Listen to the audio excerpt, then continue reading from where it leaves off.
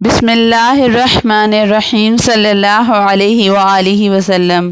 السلام علیکم ورحمۃ اللہ وبرکاتہ۔ ماں کی بد دعا نے بیٹے کو عبرت کا نشان بنا دیا۔ آج پھر اتنی دیر ہو چکی تھی اور ابھی تک بیٹا گھر واپس نہیں تھا آیا۔ بوڑھی ماں بار بار دروازے پر جاتی اور اس کو کھول کھول کر گلی میں جھانک کر دیکھتی، مگر جب اسے بیٹا نظر نہ آتا تو اپنا دل پکڑ کر رہ جاتی اور اس کے دل سے بے اختیار نکلتا، ہائے اللہ، میرا بیٹا کہاں رہ گیا ہے۔ اس کا باپ فوت ہو چکا تھا، لیکن اس کی صرف ایک بوڑھی ماں تھی جو گھر پر اس کا انتظار کرتی تھی، اور وہ باہر غلط دوستوں سے دوستی لگائے ہوئے تھا اور بڑے لوگوں میں ایسے غلط کاموں میں ڈل گیا تھا کہ رات رات تک وہ گھر سے باہر رہتا تھا۔ اس کی ماں نے اسے بہت سمجھایا کہ میں اکیلی ہوتی ہوں، مجھے بہت زیادہ خوف آتا ہے، حالات ٹھیک نہیں ہیں، تو باہر نہ رہا کر، رات رات تو گھر سے باہر رہتا ہے۔ وہ بیٹا اپنی ماں کی ایک نہ سنتا، وہ ایک کان سے سنتا اور دوسرے کان سے نکال دیتا۔ اگر ماں کی جگہ کوئی اور ہوتا تو کہتا، بھاڑ میں جائے، وہ تو ماں تھی، اپنے لختے جگر کے بغیر کیسے رہ سکتی تھی، وہ اپنے بیٹے کے بغیر کیسے کھانا کھا سکتی تھی، وہ جب تک اس کا بیٹا گھر نہ آتا وہ کیسے سو سکتی تھی۔ آج پھر وہی معاملہ ہوا۔ رات گزر چکی تھی، رات کو آخری پہر تھا کہ رات کو دروازے پر دستک ہوئی۔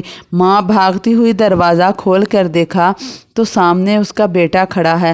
ماں نے شکر ادا کیا، دیر ہو گئی، خیر ہے، پر بیٹا خیر سے گھر تو آیا ہے۔ بیٹا کہنے لگا۔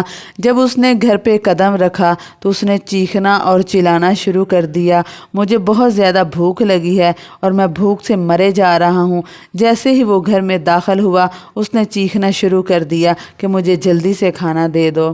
اس کی ماں بولی، بیٹا میں بھی ابھی بھوکی ہوں، میں نے بھی کچھ نہیں کھایا، صرف تیرا انتظار کر رہی تھی کہ میرا بیٹا آئے گا تو میں کھانا اس کے ساتھ ہی کھاؤں گی۔ اس کی ماں نے اس سے پوچھا، بیٹا ایک بات تو بتا، آج تو اتنی دیر گھر سے واپس کیوں آیا ہے؟ کہاں چلا گیا تھا؟ میں کب سے تیرا انتظار کر رہی تھی۔ بیٹا بولا، دوستوں کے ساتھ فلم دیکھنے چلا گیا تھا، فلم دیکھتے دیکھتے دیر ہو گئی اور بعد میں دوستوں کے ساتھ گھومنے چلا گیا۔ ماں بولی، یہ کن دوستوں سے دوستی لگا لی ہے، کن دوستوں کے چکروں میں پڑ چکے ہو؟ دوستوں نے برے راستے پر لگا دیا ہے، کئی بار تجھے پولیس بھی لے گئی ہے۔ میں تو لوگوں کو منہ دکھانے کے قابل نہیں رہی، اب تو محلے والے بھی یہی کہتے ہیں کہ بدمعاش کی ماں ہے۔ تیرا باپ تو ایسا نہ تھا، تیری ماں بھی ایسی نہ تھی، تو کیوں غلط لوگوں سے دوستی لگائے بیٹھا ہے؟ ماں تو سمجھا رہی تھی، مگر بیٹا الٹی سیدھی فلمیں دیکھ دیکھ کر، غلط دوستوں میں رہ کر اسے ماں کی باتیں زہر لگ رہی تھی۔ وہ صرف چاہتا تھا کہ ماں اسے کچھ نہ کہے اور چپ چاپ کھانا کھلا دے، اور ماں سے کہنے لگا، بس کر، زیادہ نصیحتیں نہ کر، جو کہا ہے وہی کر، جلدی جلدی کھانا دے، ورنہ۔ جب ماں نے یہ سب سنا تو تھر تھر کانپنے لگی کہ میں نے تو کبھی سوچا ہی نہیں تھا کہ میرا بیٹا اب مجھے جواب دے گا۔ تکلیف کے مارے ماں پریشان ہو گئی اور غصے سے آ کر کہنے لگی، ورنہ تو کیا کر لے گا اپنی ماں کا، جس نے تجھے جنم دیا، جس نے تجھے پالا پوسا، اتنا بڑا کیا۔ جا، میں تجھے آج کھانا نہیں دیتی، تو بھوکا سو جا، تاکہ تجھے پتہ چلے کہ ماں کو جواب کس طرح دیتے ہیں۔ ماں نے ابھی اتنا سنا ہی تھا کہ بیٹا غصے سے لال ہو گیا تو اس نے جوتا ہاتھ میں لیا اور ماں کو مارنا شروع کر دیا۔ ماں خود کو بچانے کے لیے گھر سے بھاگنے لگی، مگر گھر بہت چھوٹا تھا اور گلی میں بہت زیادہ اندھیرا تھا۔ اس نے ماں کو پکڑا اور جوتوں سے مارنے لگا۔ ماں نے بہت ہاتھ پاؤں مارے لیکن اپنے آپ کو اس نافرمان بیٹے سے نہ بچا سکی۔ اس کے جوتے ماں کے دل پر لگ رہے تھے۔ اس کے ماں کے دل سے آہ نکلی، اللہ، تو نے بیٹا اس لیے دیا تھا کہ آج میں اس سے جوتے کھا رہی ہوں۔ اللہ، تو مجھے موت دے دے، میں زندہ رہنے کے قابل ہی نہیں ہوں۔ اللہ، آج تو مجھے موت دے دے اور مجھے اپنے پاس بلا لے۔ اللہ میں زیادہ جوتے کھانے کے قابل نہیں ہوں، یا اللہ اور زیادہ جوتے نہیں کھا سکتی۔ جس بیٹے نے اپنے ماں کو ذلیل کیا ہے اس کو دنیا آخرت میں ذلیل کر دے۔ ماں کی زبان سے یہ الفاظ سن کر بیٹا لرز گیا۔ بہنوں اور بھائیوں، اب کیا ہو سکتا تھا؟ اس کی ماں کے دل سے جو بد دعا تھی وہ نکل چکی تھی۔ اس نے اپنی ماں کو وہیں چھوڑا اور سونے کے لیے چلا گیا۔ تھوڑی ہی دیر میں وہ سو چکا تھا کہ اچانک اس کے پیر پر درد ہوا۔ اس نے سمجھا معمولی درد ہے، ابھی دور ہو جائے گا، مگر وہ درد مزید بڑھتا گیا۔ وہ درد اتنا بڑھا کہ برداشت سے باہر ہو گیا۔ اس کا پاؤں بھی سوج چکا تھا۔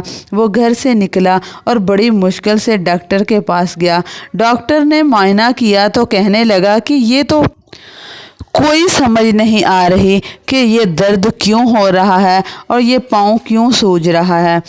اس کو جا کر کسی بڑے ہسپتال سے چیک کروائے۔ اب وہ لاہور کے بڑے ہسپتال میں گیا مگر کسی کو بھی کچھ سمجھ نہ آیا۔ پھر وہ ملتان کے مشہور نشتر ہاسپٹل میں گیا۔ وہاں بھی صاف جواب دے دیا گیا، کچھ بھی سمجھ نہیں تھا آیا۔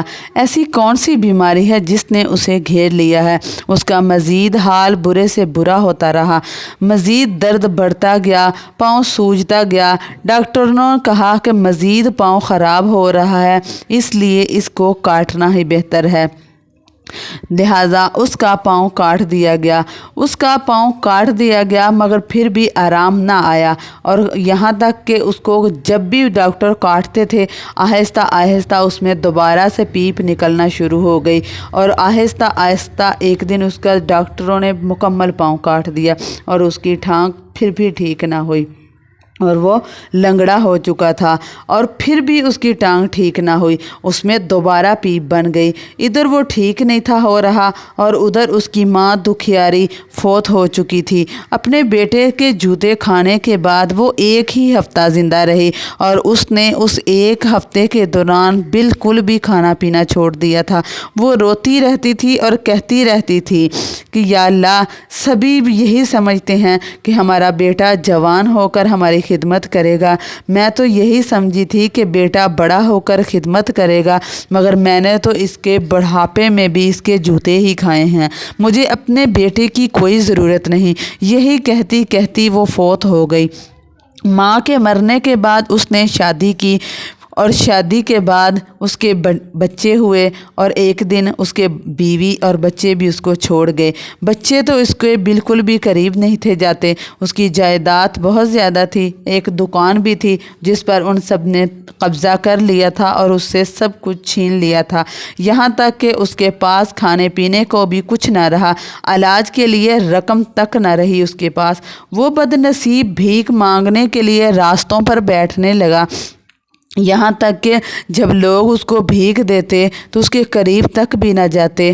جیسے کسی کتے کو کھانے کے لیے ہڈی دیتے ہیں ویسے ہی اس کی طرف کھانا اچھالتے تھے لوگ، اور یہ کہتے تھے کہ یہ وہی لعنتی ہے جس نے اپنی ماں کو جوتے مارے تھے، اس نے اسی راستے پر اپنے ماں کو جوتے مارے تھے، اور وہ اسی راستے پر وہ بھیک مانگتا رہا، اور اس کے زخم پر پیپ بنتی رہی اور مکھیاں اس طرح بیٹھتی تھیں اور بدبو وغیرہ اور بدبو سے برا حال ہو رہا تھا، اور درد اور تکلیف میں وہ ہمیشہ مبتلا رہتا تھا، اور اسی حالت میں اور اسی راستے پر 4 سال تک وہ بھیک مانگتا رہا۔